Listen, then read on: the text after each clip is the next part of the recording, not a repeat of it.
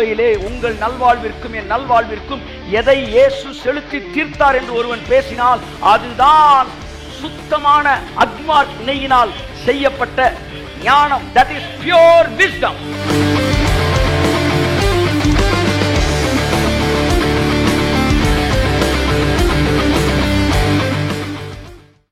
அகப்படாட்டி நீ தீர்ப்பு சொல்லவே கூடாது.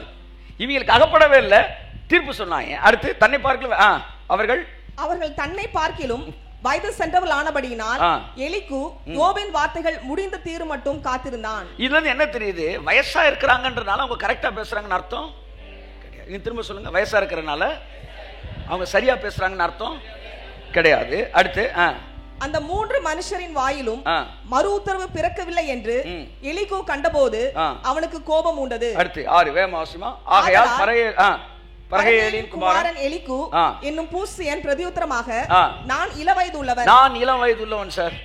நான் எங்க இருந்தா சார்? ஆமா சார். இல்ல நான் சொல்ல சார், நான் இளம் வயது உள்ளவன். நீங்களோ விருத்தாப்பியர். நீங்க அத்தனை பேரும் விருத்தாப்பியர்னா ஓல்டுல நல்ல பழம், நீங்க எல்லாம் பழம். நான் இல்லன்னு சொல்லல. ஆகையால் நான் அஞ்சி என் அபிப்பிராயத்தை உங்களுக்கு முன்பாக வெளிப்படுத்த பயந்திருந்தேன். அதனால நானும் பயந்து, சரி நீங்க பெரிய ஆட்கள் பேசிட்டு இருக்கீங்க, பெருசுனா பெரிய ஆட்கள் அர்த்தம்யா, நீயே தப்பா எடுத்துக்கிற. இப்ப இவர்களே என் அபிப்பிராயத்தை உங்களுக்கு முன்னாடி வெளிப்படுத்த பயந்திருந்தேன். முதியோர் பேசட்டும், வயது சென்றவர்கள் ஞானத்தை அறிவிக்கட்டும். ஞானம் என்கிற வார்த்தைக்கு இங்கே அர்த்தம் கிருபை. ஞானம் என்கிற வார்த்தைக்கு அர்த்தம் மீட்கும் பொருள். இந்த ஞானம்னு பேச ஆரம்பிச்சுட்டா மீட்கும் பொருள் பேசுறான். அப்ப ஒட்டுமொத்த பைபிள்ல ஞானம்னா என்ன தெரியுமா? சிலுவையில் அறையப்பட்ட இயேசுவே.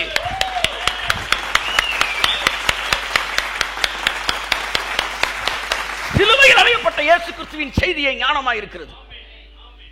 இங்க ஞானம் இன்ட்ரோடக்ஷன் கொடுத்துட்டு மீட்கும் பொருள் பேசுறான் பாரு. புரிஞ்சுக்காங்க. ஏதோ பரலோகத்துக்கு எத்தனை படிக்கட்டு, ஜெபத்தின் 7 படிகள், உபவாசத்தின் 9 படிகள், 72 மணி நேரம் இழுத்து பிடித்து ஜெபிப்பது, இதெல்லாம் ஞானம் கிடையாது. சிலுவையில் அறையப்பட்ட இயேசு. ஆமென். ஞானத்தை நீங்கள் அறிவிப்பீர்கள் என்று நான் வெயிட் பண்ணேன். ஏதோ பேசுனீங்களடா.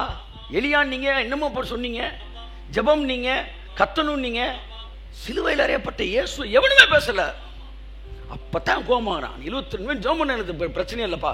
எங்கேயாவது சிலுவையில் கொடுக்கப்பட்ட கரியத்தை பத்தி நீ பேசுனியா? நானும் காத்திருந்தேன், விருத்தாப்பியர் பேசட்டும், முதியோர்கள் பேசட்டும், ஞானம் இருக்கும் என்று காத்திருந்தேன். ஆனா ஒருத்தன் கூட ஞானத்தை பேசல. ஞானம்னா என்ன? விவரமா ஆழமா பேசுறதுலாம் ஞானம் கிடையாது. சிலுவையிலே உங்கள் நல்வாழ்விற்கும் என் நல்வாழ்விற்கும் எதை இயேசு செலுத்தி தீர்த்தார் என்று ஒருவன் பேசினால் அதுதான் சுத்தமான அக்மார்க் நெய்யினால் செய்யப்பட்ட ஞானம். That is pure wisdom.